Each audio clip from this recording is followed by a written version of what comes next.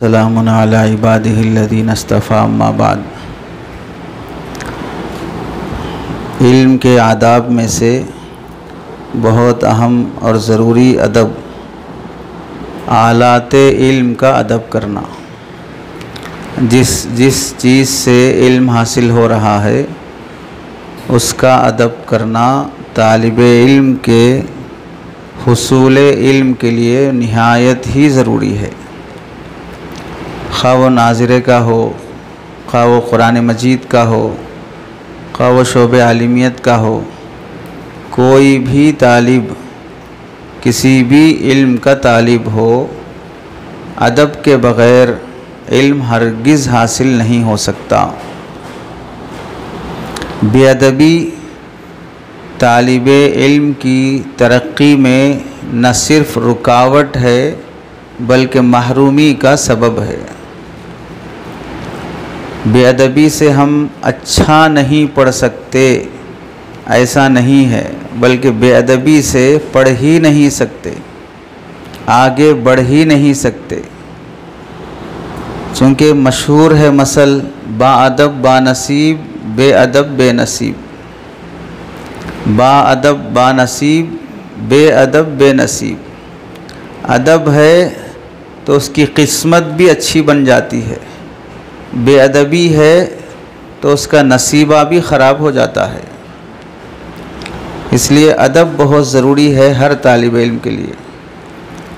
तलबा में होता यह है, शुरू में जब आए मदरसे में कपड़े पहनना नहीं आता, टोपी लगाना नहीं आता, नाड़ा बांधना नहीं आता, अपना पैजामा ठीक से रखना नहीं आता, एक ऊंचा एक नीचा, सलाम करने की तमीज़ नहीं आती, खाने की दुआ याद नहीं रहती, बुनियादी तौर पर किसी इल्म और किसी अमल से वाक़िफ़ियत नहीं होती।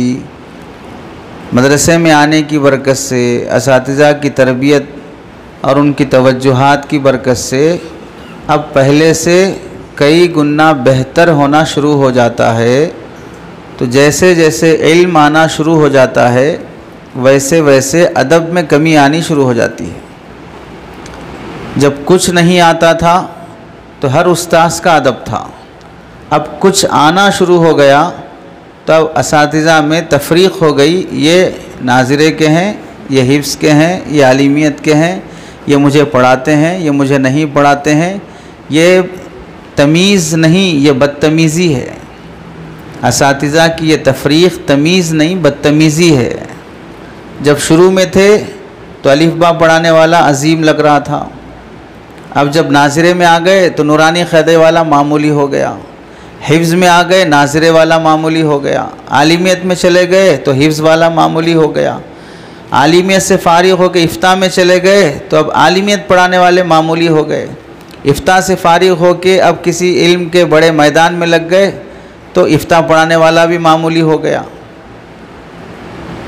तो ये कमज़रफ़ी की अलामत है, निचली ज़ात और निचले ख़ानदान वाला होने की अलामत है। एहसान फरामोश, अपने मुहसिन का दर्जा तस्लीम नहीं करना।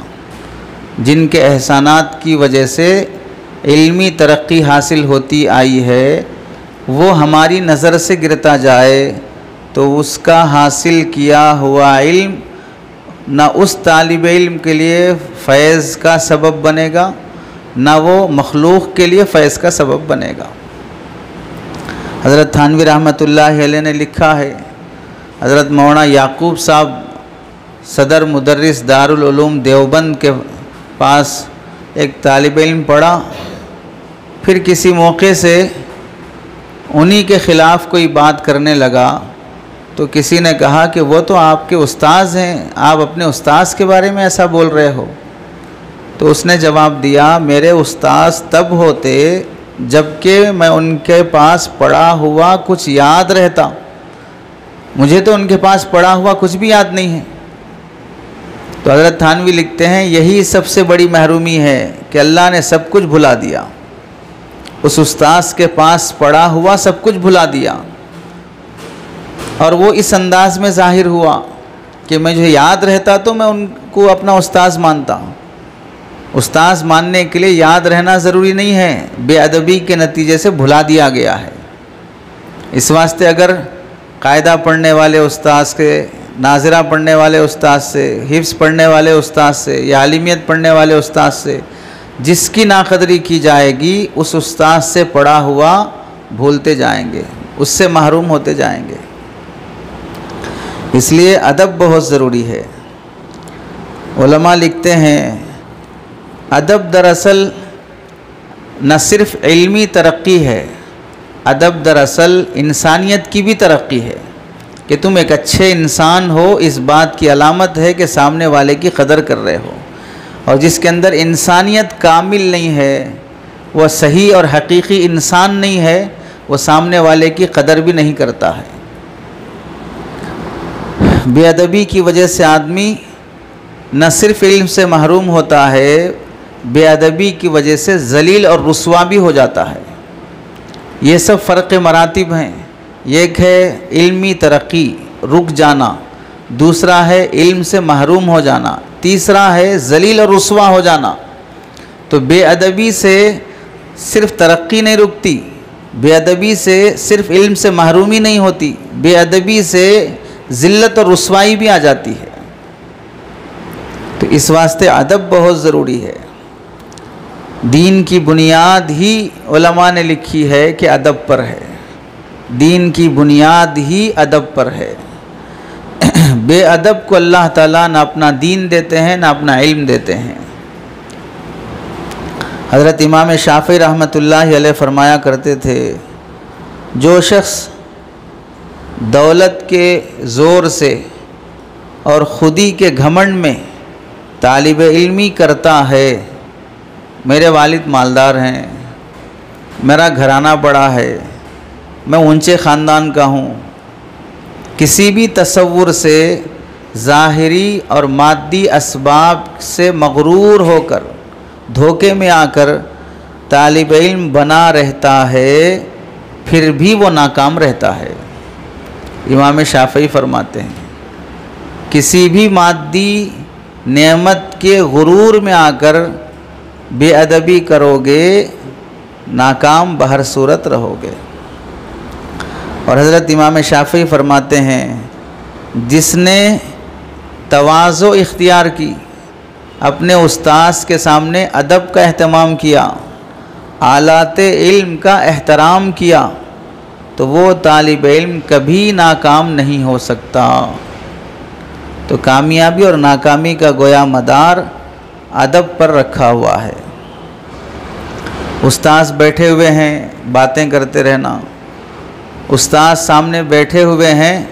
हज़रत मौलाना शाह वसीउल्लाह साहब रहमतुल्लाहि अलैह फरमाते हैं, उस्ताद की मौजूदगी में उस्ताद के अलावा किसी और तरफ देखना भी उस्ताद की बेअदबी है।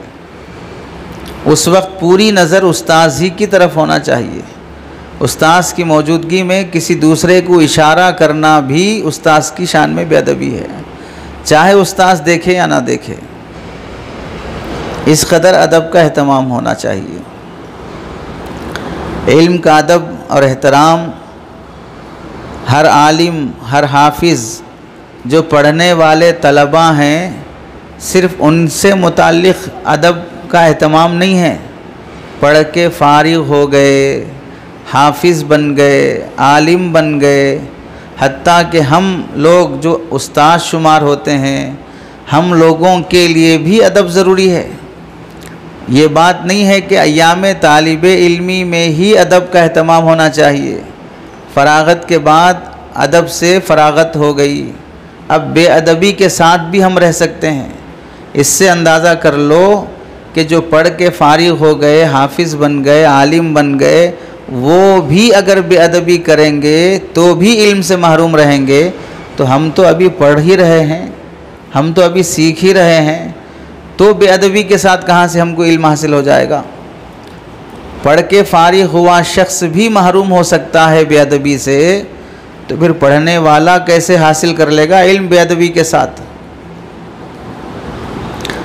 और इल्म के आदाब में से जिससे पढ़ रहा है उसका अदब, जिस उस्ताद से पढ़ रहा है, जो किताबें पढ़ रहा है उसका अदब, जिस कापी में सबक लिखता है उसका अदब, जिस कलम से लिख रहा है उसका अदब, और हत्ता कि जिस तिपाई पर कापी और कलम रख कर लिखता है उसका अदब, और जिस जगह बैठ कर लिखता है उस जगह का अदब। जो चीज़ें इल्म से चाहे वो बिल वास्ता मुताल्लिक़ हों या बिला वास्ता मुताल्लिक़ हों, उन सब आलात का अदब करना बहर सूरत ज़रूरी है। अब ये सब चीज़ें हासिल होती हैं मदरसे में, तो मदरसे का अदब भी ज़रूरी है। मदरसे के आदाब में से ये बात भी है कि पाकी सफाई का अहतमाम, गंदा नहीं करना, अपनी तरफ से सफाई का अहतमाम करना, मदरसे के मुतालिक बदज़ुबानी बदकलामी नहीं करना, ऐब जोई नहीं करना, हुसूल इल्म की जगह के मुतालिक बदज़ुबानी नहीं करना। ये मदरसे के आदाब में से है, मदरसे के हुकूक़ में से है कि जिस बर्तन में खा रहे हो उस बर्तन को साफ़ सुथरा रखने का अहतमाम करो। पानी पीने का बर्तन साफ़ सुथरा होता है, हत्ता के बाथरूम में सफाई और धुलाई करने का आला भी साफ़ सुथरा होता है। वॉशरूम में टॉयलेट में गए और वहाँ पर जिस लोटे से धोना है उस लोटे पे गंदगी लगी हुई है तो भी आदमी उस लोटे का इस्तेमाल करना गवारा नहीं करता है, घिन आती है। तो फिर पानी पीने का बर्तन कितना साफ़ होना, खाने का बर्तन कितना साफ़ होना, पहनने के कपड़े कितने साफ़ होना। आले तहारत जब पाक और ताहिर होना चाहिए तो फिर हमारा मदरसा, हमारी दरसगाह, हमारे कपड़े, हमारी बैग, हमारी टोपी, हमारा चेहरा, हर चीज़ की सफाई ये इल्म के आदाब में से है। तालिब इल्म को बाज़ लोगों ने, उलमा को नबी करीम सल्लल्लाहु अलैहि वसल्लम ने आसमान के सितारे शुमार फरमाए हैं। आसमान के सितारे, सितारों को देखने में जाज़िबियत होती है, देखने में देखते रहने को मन करता है, देखने में राहत महसूस होती है। ऐसे ही अहले इल्म को देखने में जाज़िबियत होना चाहिए। उनके चेहरे में वो कशिश, उनके कपड़ों में वो कशिश, उनकी लिबास और गुफ्तगू में वो कशिश होना चाहिए। चेहरा ख़राब है, टोपी ख़राब है, सूरत ख़राब है, लिबास ख़राब है, सफाई और सुथराई का अहतमाम नहीं है, तो ये इसकी शान के ख़िलाफ़ ही नहीं बल्कि बदनामी का ज़रिया है। कि मदरसे वाले सब ऐसे ही रहते, कुरान हदीस पढ़ने वाले सब ऐसे ही रहते, न दाढ़ी सही बनाते, न चेहरा सही रखते, न टोपी सही पहनते, न कपड़े सही पहनते। हमारे पास कोई ऐसा निज़ाम नहीं है कि जुमा का नहाया हुआ मंगल को नहाए और मंगल का नहाया हुआ फिर जुमा को नहाए। ऐसा कोई निज़ाम नहीं है। जब सफाई की ज़रूरत महसूस हो तब आदमी अपने कपड़े बदले, जब गुस्ल की ज़रूरत महसूस हो तब आदमी नहाए, तालीम के औकात की रियायत करते हुए। लेकिन साफ़ सुथरा रहना बहर सूरत ज़रूरी है। और जो तलबा घर से आते हैं उन्हें तो रोज़ाना नहा के आना चाहिए, रोज़ाना साफ़ सुथरे कपड़े पहनना चाहिए। अपने आप को पाक रखना कोई मजबूरी वाला काम नहीं है। इसमें आदमी को तकलीफ़ होती है मुझे रोज़ाना नहाने में, साफ़ सुथरा रहने में। और ये सफाई सुथराई इंसान का ज़ाती मामला नहीं है, इंसान का ज़ाती मामला नहीं है। मैं चाहे गंदा रहूं, मैं चाहे सड़ा हुआ रहूं, मैं चाहे बदबूदार रहूं, ये इंसान का ज़ाती मामला नहीं है। हम जिस समाज में रहते हैं अपने आसपास वाले लोगों का हक़ है हमारा साफ़ सुथरा रहना, उनका हक़ है हमारा साफ़ सुथरा रहना। कि मेरे साफ़ सुथरे ना रहने से बाजू वाले को तकलीफ़ होती है, ये इज़ाए मुस्लिम में से है कि तुम अपनी गंदगी से उसे तकलीफ़ पहुंचा रहे हो। नबी करीम सल्लल्लाहु अलैहि वसल्लम जिनके पसीने से खुशबू आती है, जिनके लुआब में खुशबू है, उसके बावजूद भी आप इत्र का अहतमाम फरमाते हैं। पसीने में ख़ुद खुशबू है फिर भी आप खुशबू इस्तेमाल कर रहे हैं, लुआब में खुशबू है फिर भी आप मिसवाक का इस्तेमाल करते हैं। तो फिर हमें सोचना चाहिए हमें किस कदर सफाई, खुशबू, मिसवाक वगैरह का एहतमाम होना चाहिए। हज़रत मौलाना अहमद अली सहारनपुरी रहमतुल्लाहि अलैह फरमाया करते थे कि बाज़ तलबा जो अपने बाएं हाथ में किताब पकड़ते हैं और दाएं हाथ से जूते या चप्पल उठाते हैं, मैं गवाही दे सकता हूँ कि ये तलबा कभी इल्म हासिल नहीं कर सकते। बाएं हाथ में किताब है और दाएं हाथ में जूते चप्पल है। बाएं और दाएं का फ़र्क कर देना भी किताब की तौहीन में दाखिल है कि किताब को दाएं हाथ में पकड़ना चाहिए, बाएं हाथ में नहीं पकड़ना चाहिए। किताबों के बस्ते और बैग को दाएं हाथ में पकड़ना चाहिए, बाएं हाथ में नहीं पकड़ना चाहिए। किताब के वरक़, कुरान मजीद के वरक़ उल्टाना हो तो दाएं हाथ से उल्टाना चाहिए, बाएं हाथ से उल्टाना बेअदबी में दाखिल है। किताब बंद करते हुए दाएं हाथ से बंद करना चाहिए, बाएं हाथ से किताब बंद करना बेअदबी में दाखिल है। कलम का कैप खोला हुआ फिर उसे लगाने के लिए दाएं हाथ से लगाना चाहिए, बाएं हाथ से कलम बंद करना भी कलम की बेअदबी में दाखिल है। अल्लाह के नबी अलैहिस्सलाम दाएं हाथ का इस्तेमाल फरमाते और दाएं हाथ के इस्तेमाल को पसंद भी फरमाते। हत्ता कि आपने फरमाया इन्नल्लाह युहिब्बुत तयामुना फ़ी कुल्ली शै, अल्लाह ताला हर चीज़ में दाएंपन को पसंद करते हैं। लेना हो, देना हो, रखना हो, उठाना हो, हर चीज़ में दाएं हाथ का इस्तेमाल अल्लाह के नबी और अल्लाह पसंद फरमाते हैं और उनकी पसंद के ख़िलाफ़ करना ये बेअदबी में दाखिल है।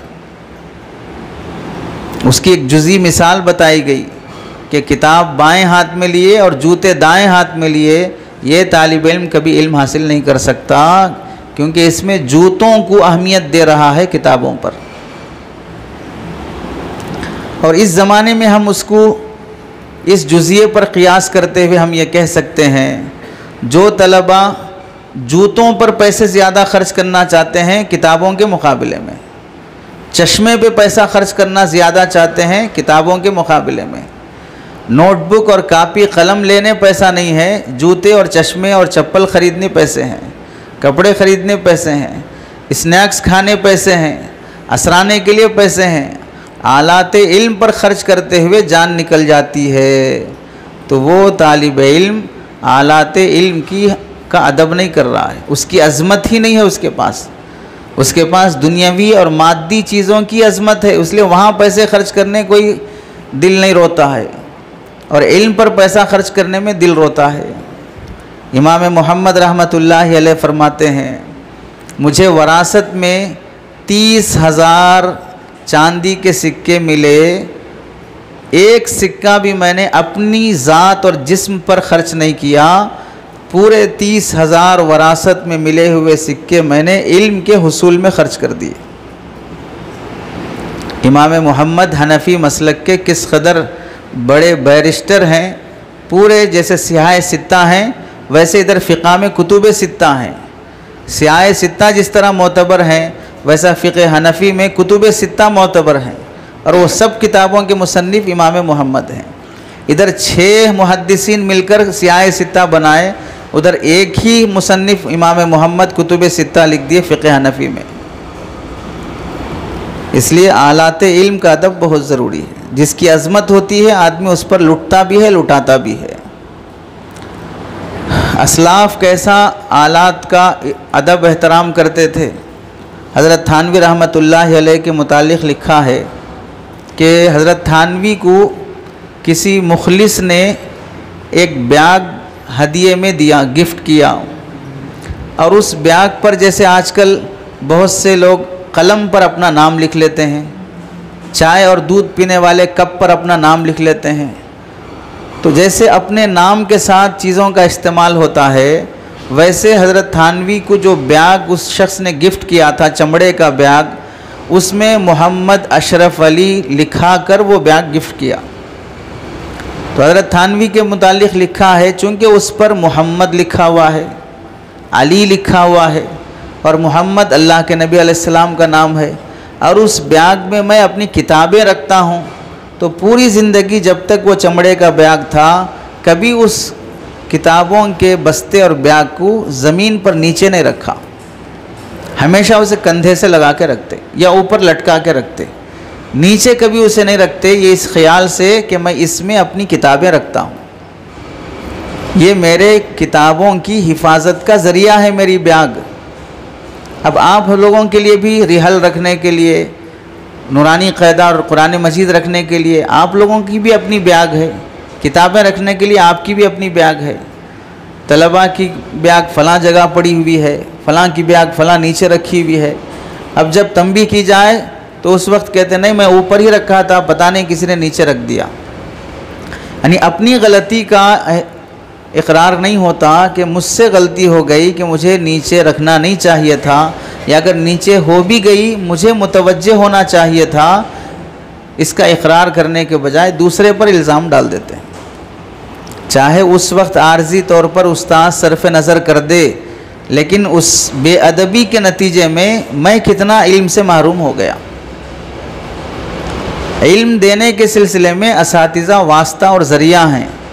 बाकी अल्लाह के नबी अलैहिस्सलाम ने जो फरमाया, इन्नमा अना कासिमुन वल्लाहु युअती, मैं तो तक़सीम करने वाला हूँ, बाकी अता बराह रास्त व आसमान से आती है। इल्म बराह रास्त आसमान से दिया जाता है। इस वास्ते आलात का अदब बहुत ज़रूरी है। हज़रत थानवी के मुतालिक लिखा कि एक मरतबा कागज़ किसी को ख़त का जवाब लिख रहे थे, गलती से इंक पोर्ट जो रहता है वो गिर गया और रोशनाई उस लिफाफे पे पड़ गई जिस पर ख़त का जवाब लिख रहे थे। अब ये रोशनाई की हिफाजत करना ये भी इल्म के अदब में से है। अब वो गिर गई और इस कागज़ पे पड़ गई, इसका अदब एहतमाम नहीं हुआ। तो हज़रत थानवी ने उस ख़त के जवाब लिखने के बाद नीचे ये लिखा कि ये साइड में किनारे में जो इंक गिर गई है वो गलती से गिर गई है, बेतवज्जुही और गफलत से नहीं गिरी है। यानी जिसको ख़त का जवाब लिख रहे हैं उसको नीचे ये भी लिख रहे हैं कि जो इंक लग गई है बाजू, ये गलती से गिर गई है, गफलत से नहीं गिरी है, ताकि सामने वाले को ये महसूस ना हो कि इनके पास आलाते इल्म के एहतमाम और हिफाजत का कोई तरीक़ा ही नहीं है। कैसे लिफाफे में ख़त का जवाब लिख के दे रहे हैं, तो किस कदर एहतमाम की बात होगी। क़िल्लत एहतराम की वजह से इंक नहीं गिरी है, गलती से गिरी है। एहतराम तो अभी भी उसका बाकी है। हमारे असलाफ़ के मुतालिक लिखा है, किताबों के एहतराम का तरीक़ा उनके पास कैसा था। हम सब जानते हैं कि कुरान मजीद बग़ैर वज़ू के छूना जायज़ नहीं है। बाकी असलाफ़ अपने अपने लिहाज से मुस्तकिल ये लाजिम कर लिया था अपने ऊपर कि कोई भी किताब बग़ैर वज़ू के छूना जायज़ नहीं है। अपनी ज़ात से इस बात का एहतमाम कर लिया था, किसी किताब को बग़ैर वज़ू के हाथ नहीं लगाया जाएगा। तालीमुल मुताल्लिम में एक बुज़ुर्ग का वाक़या लिखा है कि किसी मौके पर उनको पेट में दर्द शुरू हो गया, जिसकी वजह से बार बार बाथरूम जाना पड़ा। और उनकी आदत ये थी कि हमेशा बावज़ू रहा करें, वज़ू टूट जाए तो फ़ौरन वज़ू करें। अब पेट का मर्ज़ शुरू हो गया, जिसकी वजह से बार बार वज़ू टूट रहा है। तो एक मरतबा वो रात में मुताला करने के लिए बैठे तो 2-4 घंटे के दरमियान में उन्हें 17 मरतबा बाथरूम जाने की नौबत आई, तो 17 बार भी वज़ू करके आए, एक बार भी बेवज़ू के नहीं आए। और अल्लाह के नबी अलैहिस्सलाम की रिवायात की रोशनी में बाज़ उलमा ने लिखा, बावज़ू रहना क़ुर्ब इलाही का ज़रिया है, पाक साफ़ रहना अल्लाह से करीब करने का ज़रिया है, पाक साफ़ और बावज़ू रहना रोज़ी में बरकत का ज़रिया है। बाज़ ने लिखा कि बावज़ू रहना ज़हानत का ज़रिया है, कि पढ़ी लिखी हुई चीज़ें नहीं भूलेगा वो शख्स जो बावज़ू रहने का एहतमाम करता है। गफलत इतनी पाई जाती है कि आम किताबें पढ़ने वाले तलबा तो दूर, कुरान मजीद पढ़ने वाले तलबा से भी कि अगर वज़ू टूट जाए कौन पूछने वाला है, बग़ैर वज़ू के ही औराक उल्टा देते हैं। और कभी कभार इतनी भी बेअदबी हो जाती है, वज़ू बनाना दुश्वार है, इस वास्ते पेंसिल से, कलम से कुरान मजीद के औराक उल्टाते रहते हैं। किस कदर बेअदबी है। अगर उसे ऐसा तसव्वुर कर लिया जाए कि अल्लाह ना करे 100 बार कि हमारी उंगलियां शल हो जाती और हमें कुरान मजीद या कोई भी किताब और कागज़ पकड़ने और उल्टाने की इन हाथों में सकत ना होती, तो उस मौके पर हम जिस तरह किसी दूसरे आले से कुरान के औराक उल्टाते तो वो मंज़र कैसे होता। बिल्कुल वही मंज़र हाथ सही होने की हालत में हो रहा है। एक माजूर और मजबूर शख्स जो काम माजूरी में करता है, हम वो काम सेहत की हालत में गफलत, बेअदबी और बेहतरामी के साथ करते हैं। ज़ुरारा बिन मुर्रा रहमतुल्लाह अलैह फरमाते हैं, असलाफ़ और मुहद्दिसीन को हमने देखा कि बग़ैर वज़ू के वो कभी किसी को न हदीस पढ़ाते न कोई हदीस लिखते, कि मैं इस वक्त वज़ू से नहीं हूँ, आपको हदीस भी नहीं बयान कर सकता और न मैं कोई हदीस लिख सकता हूँ। इस तरह एहतमाम होता था और मकरूह समझते थे सल्फ़ सालिहीन बग़ैर वज़ू के दीन की कोई बात पढ़ने और पढ़ाने को मकरूह करार देते थे। यानी नापसंद है हमें, ऐसी तालीम व ताल्लुम हमें पसंद नहीं है जिसमें पढ़ने पढ़ाने वाला बग़ैर वज़ू के रहता हो। हज़रत इसहाक़ रहमतुल्लाह अलैह फरमाते हैं कि इमाम आमश को जब भी हदीस रिवायत करना होता तो वो वज़ू का अहतमाम करते। अगर वज़ू की सहूलत ना होती तो तयम्मुम कर लेते, उसके बाद हदीस सुनाते। लेकिन नापाकी की हालत में इल्मी मशगले को जारी ना रखते। इमाम शरीक खलीफा महदी के लड़कों के उस्ताद थे। खलीफा महदी बड़े तारीख़ी खुलफ़ा में से गुज़रे हैं, इनके इल्मी वाक़ियात भी मशहूर हैं खलीफा महदी के। यही वो खलीफा महदी हैं जिन्होंने अपने बच्चे को पढ़ने के लिए उस्ताद के पास भेजा और उस्ताद ने अब उनके शहज़ादे को, लड़के को सूरतुल बलद याद करा दी। तो एक सूरा बच्चा हिफ्ज़ कर लेने पर खलीफा महदी इतना खुश हुए कि 500 ग़ुलामों को आज़ाद किए कि मेरा बच्चा एक सूरा याद कर लिया है। उस वक्त के बादशाहों को औलाद की दीनी तालीम पर जो खुशी होती थी, आज के नादान माँ बाप को भी खुशी नहीं हो रही है कि हमारा बच्चा इतना पढ़ लिया है, हमारा बच्चा इतनी तख्तियाँ पढ़ लिया है, हमारा बच्चा नाज़रे से हिफ्ज़ में आ गया, हिफ्ज़ से आलिमियत में आ गया। जो खुशी उस वक्त के बादशाहों को होती थी, पूरी दुनिया होने के बावजूद भी उनके पास, और इस वक्त कुछ ना होते हुए भी गुरूर में मुब्तला हैं, कुछ ना होते हुए भी माँ बाप नाकदरी में मुब्तला हैं। जब तक तलबा अपने माँ बाप को इदारे से, इदारे की खूबियों से, इदारे के अहवाल से नहीं जोड़ेंगे, इदारे की फ़िक्रों से नहीं जोड़ेंगे, तब तक चाहे आप हो चाहे हम हो, किसी के माँ बाप को मदरसों पर बुलडोज़र चलने से जूं तक नहीं रेंगेगी। हम लोग ये समझते हैं कि किसी जगह पर मस्जिद पे बुलडोज़र चला, किसी जगह मदरसे पे बुलडोज़र चला, तो यहाँ बैठ के अफसोस करते हैं। हम ये बोलते हैं कि जिन जिन मदरसों में तलबा पढ़ते हैं, असातिज़ा पढ़ाते हैं, इन पढ़ने पढ़ाने वालों के माँ बाप अगर मदरसे के फ़िक्रों से नहीं जुड़ेंगे, खुद पढ़ने वाला मदरसा, पढ़ाने वाला मदरसा बंद हो जाए, किसी के माँ बाप पर कोई असर पड़ने वाला नहीं है, जब तक फ़िक्रों से नहीं जुड़ेंगे। किसी के बाप को मालूम नहीं है कि क्या चलता है मदरसे में। सुनी सुनाई बातें, दूर से देखकर फ़ैसले कर लेना, दूर से ही बदगुमान हो जाना, फ़िक्रों में किसी को मशगूल नहीं करना। तो खलीफा महदी का लड़का शहज़ादा, इन्होंने इमाम शरीक रहमतुल्लाह अलैह जो मुहद्दिस हैं, इनसे दरख्वास्त किया कि मैं एक हदीस के बारे में आपसे सवाल करना चाहता हूँ। तो इमाम शरीक ने शहज़ादे की तरफ भी कोई तवज्जो नहीं दी। उसने फिर पूछा कि मैं आपसे पूछ रहा हूँ, आप मुझे जवाब भी नहीं दे रहे हैं। लड़का नाराज़ हो गया और ये समझा कि मैं बादशाह का बेटा होकर पूछ रहा हूँ तो भी मेरे सवाल का कोई जवाब भी नहीं दे रहे हैं, मेरी तरफ मुतवज्जे भी नहीं हो रहे हैं, मेरी इंसल्ट हो गई इसमें। तो उस वक्त जब उसने अपने चेहरे से नाराज़गी का इजहार किया तो इमाम शरीक ने फरमाया, मेरे नज़दीक शहज़ादों से भी ज़्यादा इल्म की कदर है, मेरे नज़दीक शहज़ादों से भी ज़्यादा इल्म की कदर है। तुम होगे बादशाह के बेटे, लेकिन मेरे नज़दीक इल्म बादशाहों से भी बड़ा हुआ है। और इल्म के आदाब में से यह है कि उसे बग़ैर वज़ू के पढ़ाया नहीं जाता।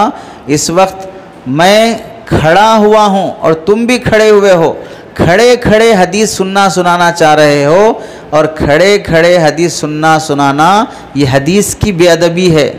अगर पढ़ना ही है बैठो, मैं भी बैठता हूँ, फिर तुम्हें हदीस सुनाऊँगा। फिर जब वो बैठा और आप भी बैठे तो एक हदीस नहीं, अब जितने पूछना हो पूछो, मैं तुम्हें सुनाऊँगा। इस कदर एहतमाम होता था कि हर जहज से इल्म का अदब बाकी रहे। इमाम शुअबा रहमतुल्लाह अलैह फरमाते हैं कि हमने देखा हज़रत क़तादा बग़ैर वज़ू के किसी को हदीस नहीं सुनाते थे, और यही मामूल हज़रत इमाम मालिक का, सईद इब्नुल मुसय्यब का और तमाम उलमा का था कि इल्म पढ़ने पढ़ाने में अदब और वज़ू का बहुत एहतमाम फरमाते। चुनांचे इमाम मालिक रहमतुल्लाह अलैह का अदब और एहतराम इस कदर था, हज़रत अब्दुल्लाह इब्न मुबारक रहमतुल्लाह अलैह फरमाते हैं कि हम लोग इमाम मालिक रहमतुल्लाह अलैह की दरसगाह में थे और इमाम मालिक हमें पढ़ा रहे थे। तो एक बिच्छू जो उनके कपड़ों में किसी तरह घुस गया था और उन्हें इल्म नहीं हो सका, सबक पढ़ाते हुए 16 मरतबा उस बिच्छू ने इमाम मालिक को डंक मारा। सबक के दौरान 16 मरतबा बिच्छू ने डंक मारा। इमाम मालिक रहमतुल्लाह अलैह का चेहरा बिच्छू के डंक मारने से बार बार बदलते रहा, चेहरे का रंग मुतगय्यर होते रहा, लेकिन आपने हदीस का सबक बंद नहीं किया। तकलीफ़ गवारा कर ली, हदीस का सबक बंद नहीं किया। सबक जब पूरा हो गया फिर उसके बाद लोग इधर उधर हो गए, सबक दरसगाह मुंतशिर हो गई, तब आपने बुलाकर फरमाया कि कपड़ों में देखो क्या चीज़ है, मुझे तकलीफ़ हो रही है। तो जब देखा गया तो बिच्छू ने 16 मरतबा डंक मारा था। तो इमाम मालिक से पूछा गया, आपने सबक क्यों बंद नहीं किया, फ़ौरन इसको हम झटक देते, फलां करते। तो आपने क्या जवाब दिया, इन्नमा सबरतु इजलालन लि हदीस रसूलिल्लाह सल्लल्लाहु अलैहि वसल्लम, नबी करीम सल्लल्लाहु अलैहि वसल्लम की हदीसें पढ़ाई जा रही हैं, इसकी अज़मत और एहतराम यह है कि इसका दर्स चलते हुए हम बंद करके दूसरी तरफ मुतवज्जे ना हो, जब तक ये मुकम्मल ना हो उस वक्त हम दूसरी तरफ मुतवज्जे ना हो। अब हमारा हाल देखें, उस्ताद पढ़ा रहा है, समझा रहा है, पूछना पड़ता है किधर हो, कहाँ देख रहे हो, सुन रहे हो, समझ में आ रहा नहीं आ रहा है। जमा हाजिर वाहिद गायब, पूरा जिस्म यहीं रहता है, दिमाग घूमते रहता है। मुतवज्जे ना होना, जैसे अल्लाह के सामने खड़े होकर अल्लाह की तरफ मुतवज्जे ना होना अल्लाह की शान में बेअदबी है। दरसगाह में बैठकर उस्ताद की तरफ मुतवज्जे ना होना उस्ताद की बेअदबी है। पब्लिक के लिए भी यही मसला है। किसी भी दीनी मजलिस में बैठे हैं लोग, जुमा के बयान में बैठते हैं, सुतून का सहारा लेके बैठते हैं। कोई ऐसी उम्र नहीं ढली कि उन्हें लाठी और सहारे की ज़रूरत पड़े, कमर नहीं झुक गई, घुटनों में दर्द नहीं हुआ, लेकिन फिर भी सहारा लेके बैठकर ऊँघते रहते हैं, ख़तीब की तरफ मुतवज्जे नहीं होते। जैसे वहाँ पर ख़तीब की बेअदबी है, जुमा का बयान सुनते हुए ख़तीब की तरफ मुतवज्जे ना होना, ऐसे ही दरसगाह में उस्ताद की तरफ मुतवज्जे ना होना और शेख की मजलिस में शेख की तरफ मुतवज्जे ना होना, वालिदैन बात करते वक्त माँ बाप की तरफ मुतवज्जे ना होना, बड़ों की गुफ्तगू के वक्त बड़ों की तरफ मुतवज्जे ना होना। नतीजा ये हुआ मुतकल्लिम की तरफ तवज्जो ना होना उसकी बेअदबी में दाखिल है। हम लोग समझते हैं नीचे नज़र मार कर, आँखें झुकाकर, मुराक़बे में बैठकर सुनने का काम तो कानों का है, कान सुन रहे हैं, आप बोलते रहिए, देखना थोड़ी ज़रूरी है सुनने के लिए। हज़रत थानवी रहमतुल्लाह अलैह फरमाते हैं, नज़र जिधर होती है फ़िक्र भी उधर ही होती है। नज़र जिधर होती है फ़िक्र भी उधर ही होती है। जिसको जाना है जल्दी से, नज़र किधर होती है? घड़ी की तरफ होती है बार बार, गेट की तरफ होती है बार बार। जिधर नज़र है उधर ही की फ़िक्र है। जिसको ख़ज़ाए हाजत की ज़रूरत पड़ी वो बार बार पेट पे हाथ रखता है और वाशरूम की तरफ देखता है। और जिसको बैग लेके बाहर निकलना है बार बार अपनी बैग देखता है और गेट की तरफ देखता है। जिधर नज़र होती है उधर ही फ़िक्र होती है, और जिधर फ़िक्र होती है उधर ही नज़र होती है।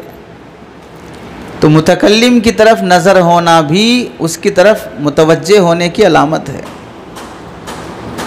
तो उस्ताद पढ़ाते हों तो उसका उस्ताद की तरफ मुतवज्जे होना ये उस्ताद का अदब है, इल्म का अदब है। हज़रत मुजद्दिद अल्फ़सानी रहमतुल्लाहि अलैह के मुतालिक़ लिखा है, उस ज़माने में ऐसे कलम नहीं थे जो आज के ज़माने में हैं। इंक वग़ैरह से लिखना पड़ता था, तो कलम से लिखते लिखते नाखून पर इंक लग गई। आज भी बहुत से लोग हाथ पर स्टार छुड़ाते हैं। स्कूलों में तो आम रिवाज है हाथ पे स्टार छुड़ाना। अगर इस रोशनी में देखा जाए कि रोशनाई हाथ पर है और फिर बाथरूम में गए, तो हज़रत मुजद्दिद अल्फ़सानी जब बाथरूम गए तो उनके हाथ में रोशनाई लगी हुई दिखी। फ़ौरन क़ज़ाए हाजत करने के बजाय बाहर आ गए और साबुन से हाथ धोआ, रोशनाई गई, फिर बाथरूम में गए।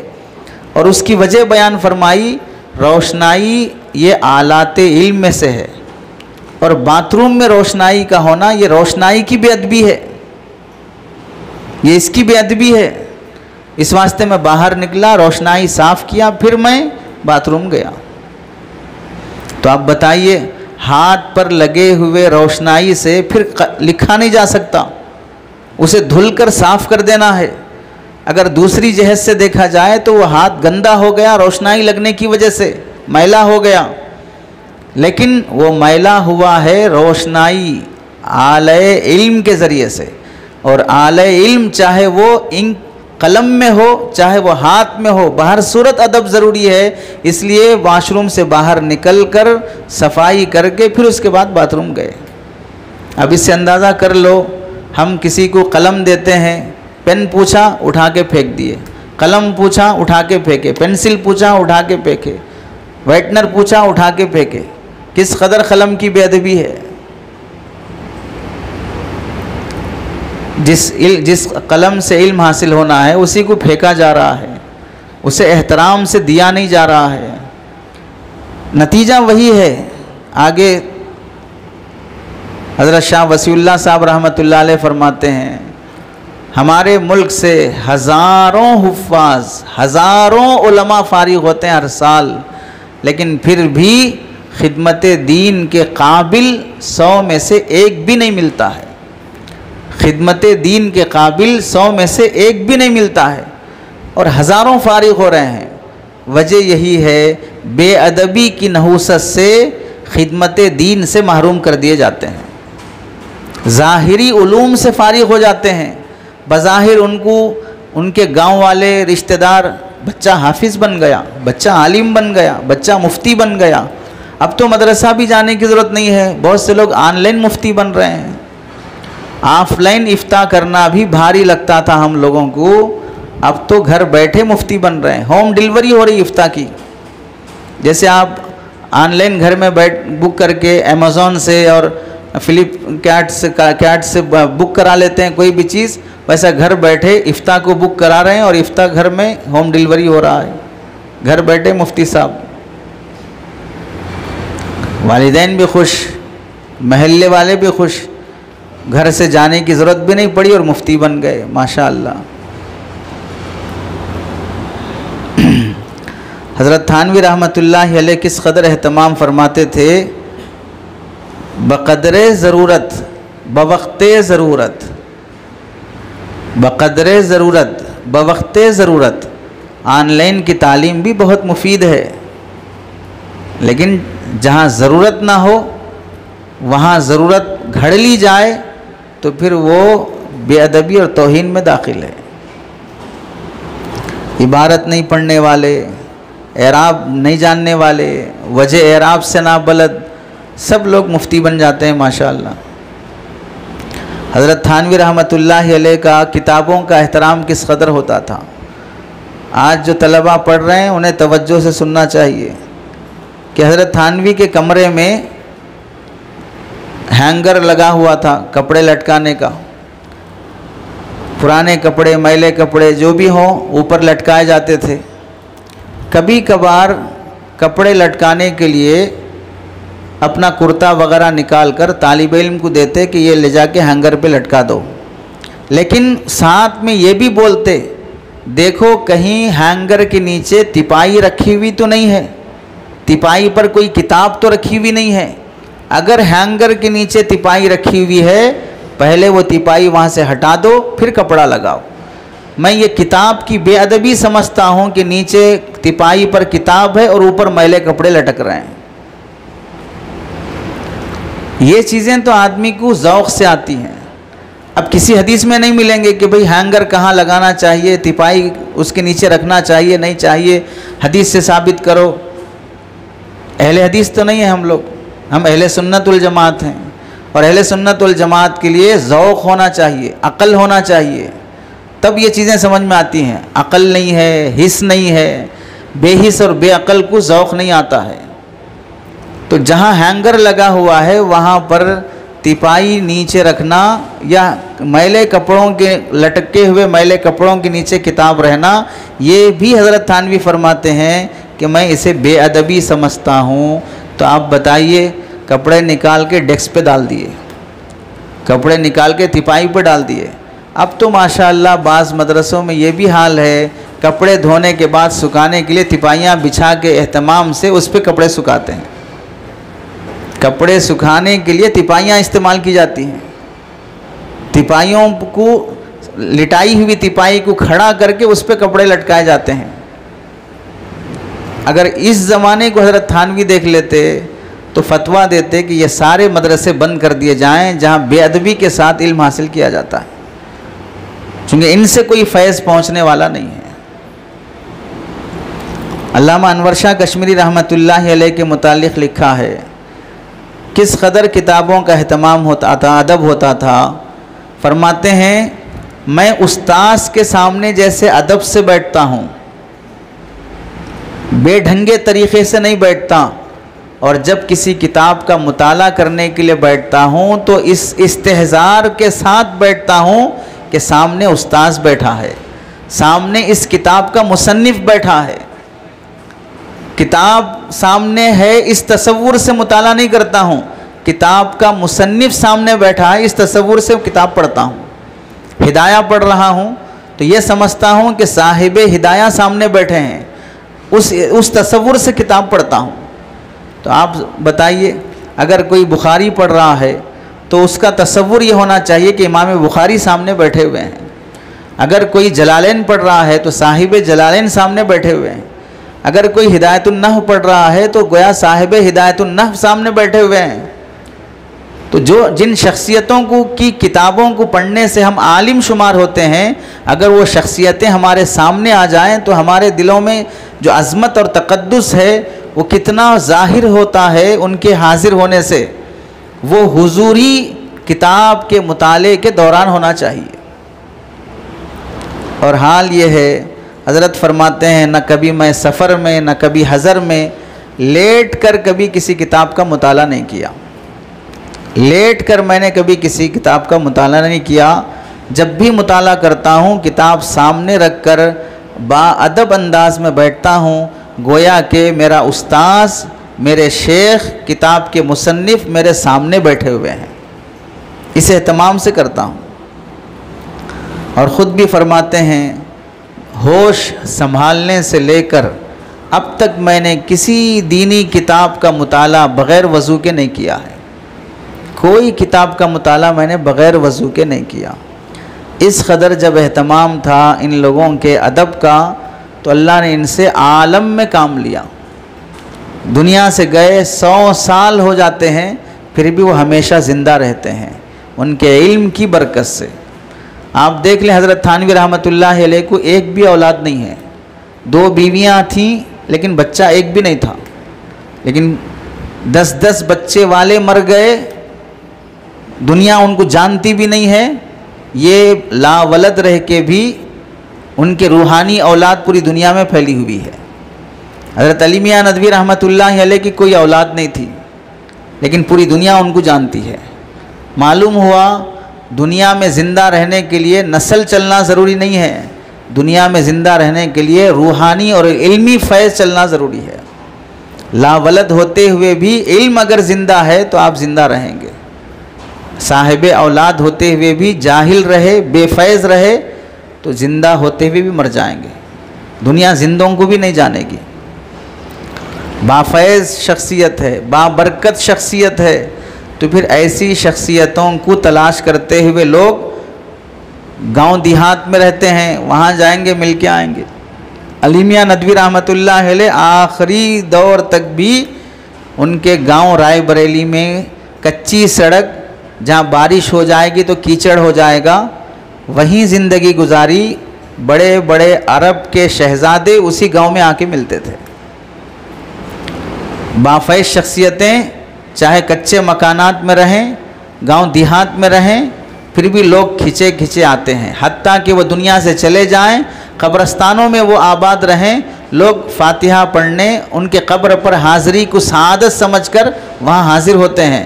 और बेफैज़ लोग चाहे वो शहर के मेन ग्रीन एरिया में रहें, क्रीम एरिया में रहें, फिर भी लोग उनसे मुंह लगाने तैयार नहीं होते, उन्हें सलाम करने तैयार नहीं होते।